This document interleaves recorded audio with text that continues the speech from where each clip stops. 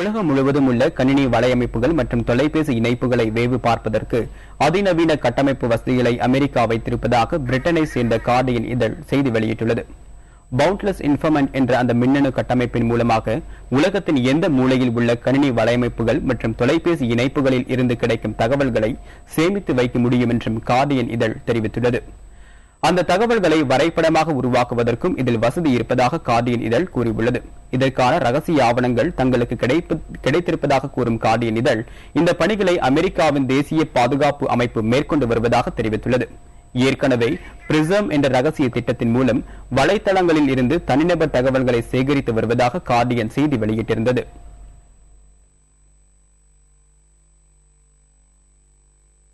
கணினி வலை அமைப்புகளில் அமெரிக்காவின் தேசிய புலனாய்வு அமைப்பு வேவு பார்ப்பதாக தகவல் வெளியாகியுள்ள நிலையில் அந்த வேவு பட்டியலில் இந்தியா 5வது இடத்தில் இருப்பதாக தெரியவந்துள்ளது.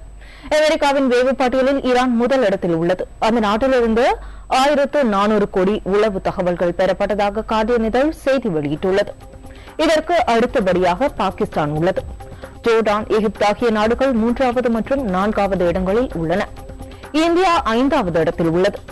இதன் மூலம் அமெரிக்காவிற்கு போட்டியாக கருதப்படும் சீனாவை விட இந்தியாவை கண்காணிப்பதில் அமெரிக்கா அதிக ஆர்வம் காட்டுவது தெரியவந்துள்ளது.